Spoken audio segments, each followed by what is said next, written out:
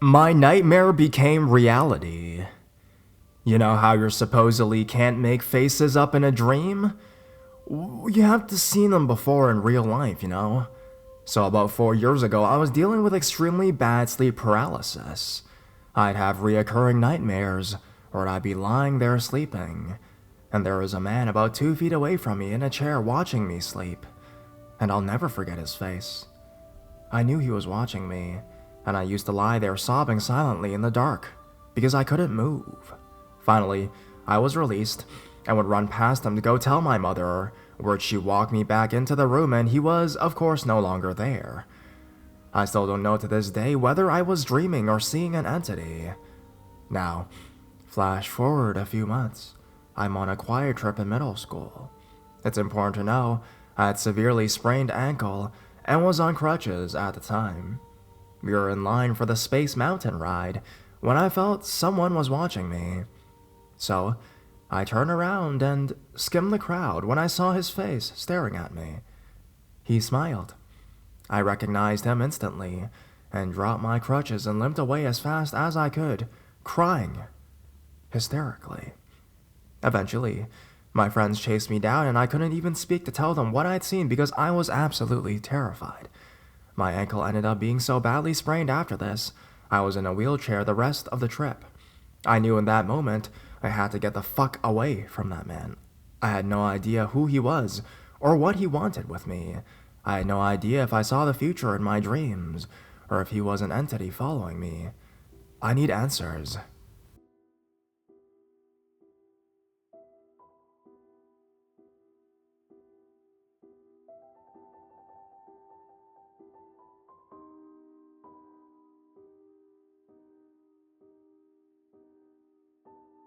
Nightmare forewarning man behind me on the stairs.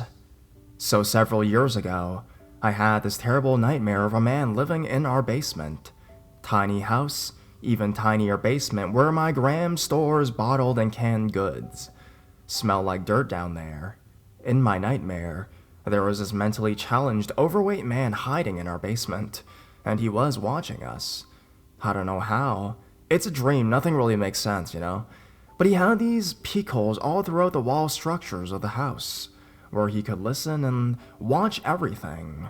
As soon as I found out he was down there, I knew that if he knew I had found out he was hiding down there, he would kill us all. So I tried to get my Grams to come outside with me so we could drive away and get to the police. She wouldn't come outside for a while, but we finally walked out to the truck, and before we can even get out to the driveway, he jumps in through the sliding window in the back of the truck, kills my Grams by banging her head into the steering wheel with an inhuman force, then kills me.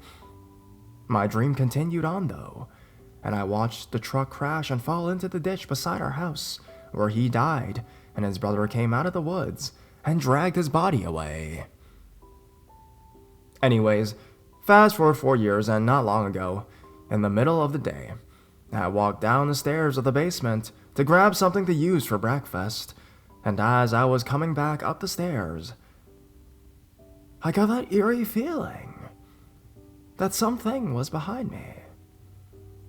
But as I reached the top of the stairs, I did happen to glance behind me before reaching back to shut the door, and lo and behold, there is this misty apparition of a man. He was so close that if I had reached forward, I could have put my hand through his face. He was already completely gone before I even turned my back around to get the hell away from the stairway, and for several good long minutes I stood in the kitchen, leaned over, with my hands on my knees. Memories of the past and the horrors of those dreams I had so long ago coming back to me. I stood there, with sweat dripping down my face, memories in my mind, my heart pounding, and my body panting and shaking uncontrollably. Now, after a few moments, I finally managed to call for my husband, who was in our room, and as he came out, I was laughing. Not that, like a, oh, that was funny kind of laugh, but an oh my god, I'm going to sound crazy, And I know it, kind of laugh. Anyways, I told my husband what I saw and the dreams and everything like that. All of it. I mean, he knew about my nightmare before, from years ago, by the way. And, of course, as I expected, he didn't believe me.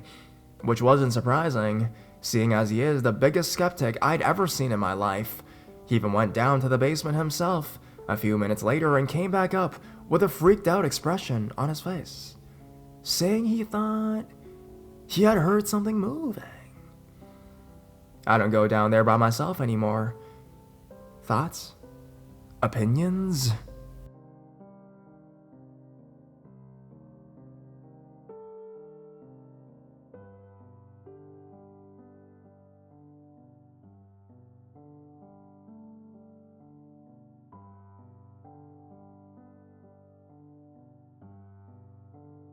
My mom's experience with disturbing nightmares, the Ouija board, and a psychic. Now, this is a long story, everybody. So, like the title says, this is my mom's own experience, not mine. My mom does not like to jump to the conclusion that what she experienced was paranormal at all. She likes to be open-minded about all other possibilities, though she now says she does not have any interest in messing with anything paranormal related anymore, whether it is actually real or not. So, this all began in 1989, when my mom was pregnant with my oldest brother, Frank. Just some quick background information. Frank got into a very bad car accident when he was about 16 years old, due to a drunk driver on the road, and he lived through it but barely. My mother has had a total of 6 pregnancies, with only 4 of those resulting in children being born. However, in all 6 of her pregnancies, she always experienced extremely vivid and terrible nightmares, with themes behind it. She usually experienced a different repetitive nightmare for each pregnancy she had. For example, while pregnant with me, she had a frequent nightmare a couple times a week about the world ending. I guess that makes sense now, given my attitude sometimes. Now, with my sister, it was a repeating nightmare where she discovers that her pregnancy was never real, and that she herself never even existed. With her first child, Frank, she began having intense nightmares 2 to 3 times a week about the same thing each time. She began keeping a dream diary. It was so intense. This is all she can remember. She knows there are parts that she can't even remember now, but this is the best she can do from her memory and from her writings that she had down. In the dreams themselves, her dream self ironically begins seeing a therapist to deal with her nightmares. This therapist never has any face. It is always a black smudge over its face, and my mom's dream self never sees anything wrong with this. My mom will ask the therapist what she should do about the nightmares, as they are greatly distressing. The therapist, on the other hand, tells her that she better do something quick before her baby dies. This causes my mom to start crying uncontrollably, and in the same time experiencing crushing pains in her chest. The therapist tells her that she needs to contact her subconscious mind. He tells her that her subconscious mind has urgent messages for herself, and that she needs to contact it immediately. Otherwise, these nightmares, frequent nightmares, repetitive nightmares, will just continue in a cycle. The therapist tells her that she needs to do this by the means of a Ouija board, pendulum, or automatic writing. He tells her Ouija would be best. Then there's a chunk of the dream she does not remember. The next part of the dream is her randomly finding a board in her basement and finally deciding to use it to contact her subconscious mind. Eventually, she begins doing so, and the board tells her many things about her baby and the future and the universe in general. Now, the only thing she remembers is the board telling her that her baby was in severe danger and would some days be inches away from death. Now, my mother's dream self will then have the sudden realization that she had been using this board for months now already, and she actually was not speaking with her subconscious mind, but instead with her therapist, who she suddenly realizes has no face. Then she wakes up. Now, these dreams were incredibly disturbing for my mother and pretty upsetting. She never had any belief in religion or the paranormal, but considered herself to be an open-minded individual. The dreams made her paranoid about Frank and made her wonder if there was any truth behind any of this stuff. After all, she figured the human mind was a powerful thing, and maybe her subconscious mind actually knew something that she didn't. She went on to have a healthy pregnancy. Fast forward 2 years, my brother Frank is now a toddler, and my mom is trying to get pregnant again with no luck. My mom and her sister are pretty close, best friends and always jokesters with one another. One day, my mom tells her sister that she used to have these terrible dreams while pregnant with Frank about Ouija boards. My aunt then tells her they should experiment with one and see what happens. My mom is wary but agrees. She describes it as a morbid curiosity. They go to the spiritual store in their town and buy a wooden Ouija board. They start using it as soon as they get back to my mom's house. They're asking all kinds of questions and getting these strange answers. My mom is sure it is just her sister playing a joke at first. They would ask it questions and it would answer almost in code or half words, if you will. Now, my aunt asked it when she would get married herself, and it said 3 or 4. Few.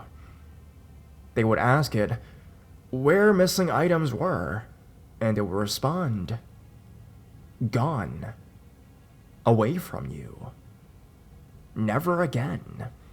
Basically just weird stuff that made no sense, really, you know? My mom begins asking it questions about whether she'll ever get pregnant again. The board says, trying. 1. She then asked questions about Frank. She asked, how old is my baby?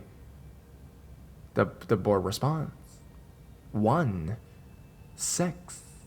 Again, making no sense. My mother says, no, he's not 16, he's 2.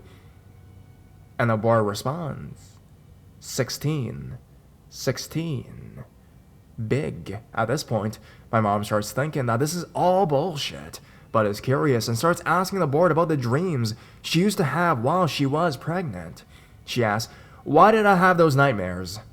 The board responds again, making barely any sense, with larg. 16. 4. My mom asks if Frank is in danger, and the board says, later. My mom can't think of any other questions when all of a sudden, the board's little thing starts moving erratically, spelling out TV, 156, 156, 156.